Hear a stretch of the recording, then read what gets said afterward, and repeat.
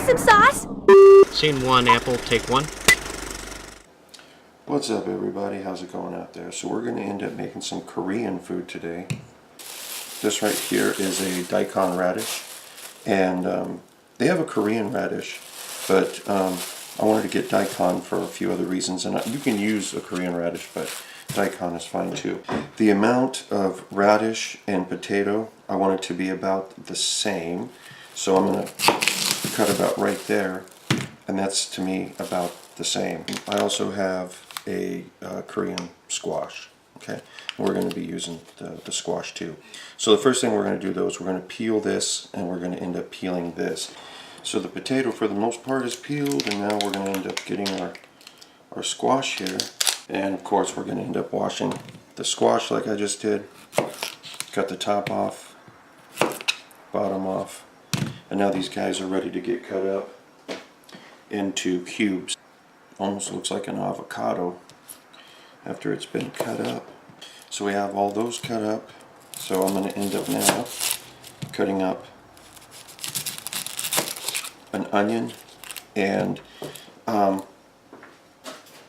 prefer to have an onion that's a little bit bigger than this, but I have a little bit of leftover onion inside the refrigerator that I can cut up, but essentially I want one that's a little bit bigger than this. And I have a little bit of some left over from another meal that I made that was in the refrigerator. So I'm going to put this inside here as well. I had some pork left over from when I made my sausage, so I'm going to end up taking a piece of pork, and I'm going to be cutting it up into little pieces like this as well. So we see that that thing is starting to smoke, and I'm good with that. Now if you want to use peanut oil, you can, and quite honestly that is kind of a little bit more traditional when you're cooking like with Asian food, but peanut oil has gotten kind of expensive over the past few years. But we're going to go ahead and throw some in there, and then we are stir frying.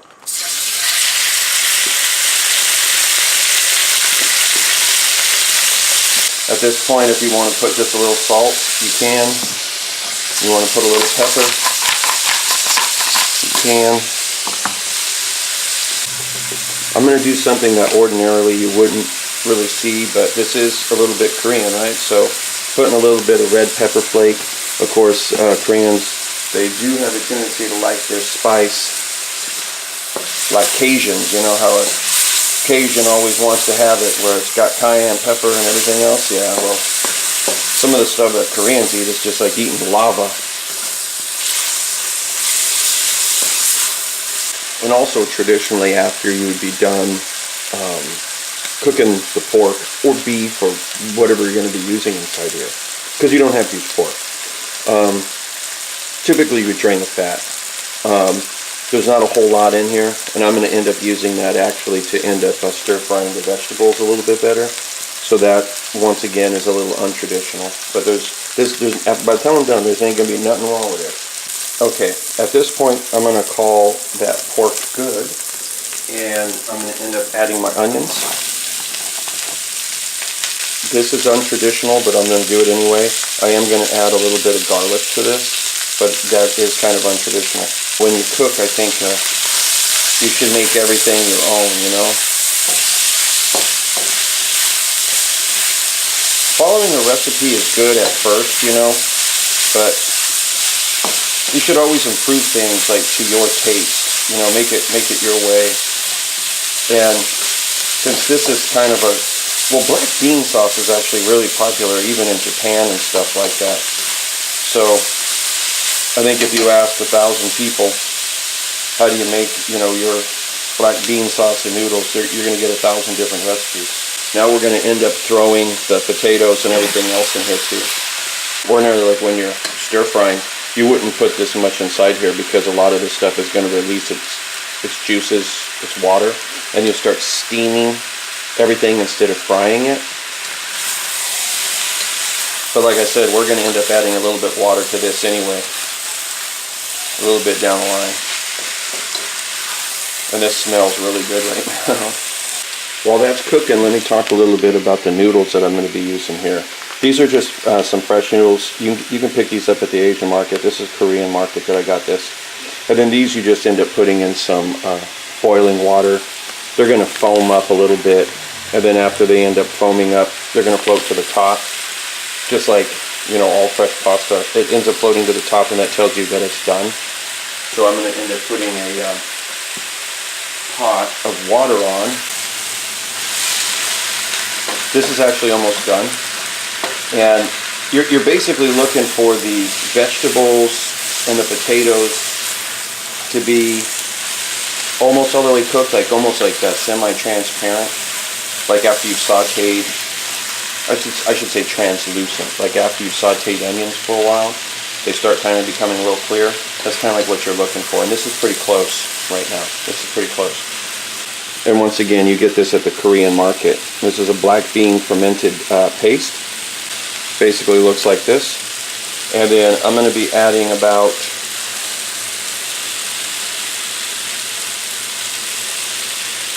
for this amount, I think that's probably a good amount right there. Okay. And then afterwards, we're going to start mixing this stuff up. To this, I'm going to be adding just a little bit of sesame oil.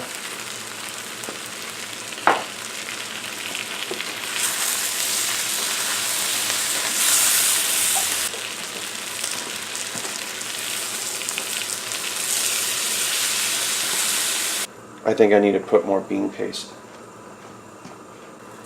So I'm going to put another scoop here. So we're going to go ahead and let this boil for a while and let this cook everything all the way through.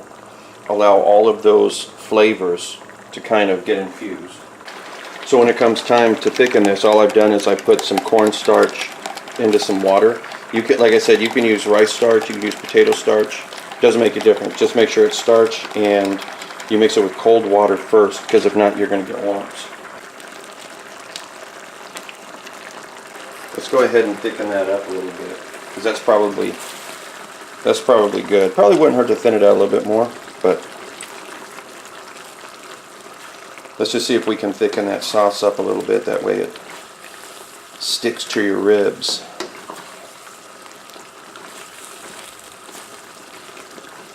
And it's not going to end up coming to its full thickening power, if you will, until it boils. So that's not bad. I'm going to add a little bit more. I want it to be a little bit thicker than that.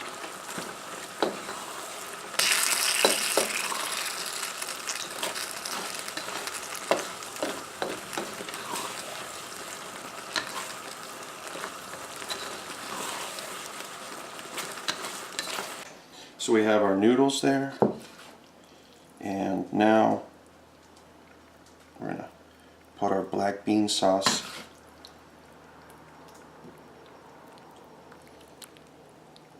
on it. Now that we've got that, we're going to throw some green onions on top of these. If you want to, this is not necessary, but if you want to, you can add a little bit of sugar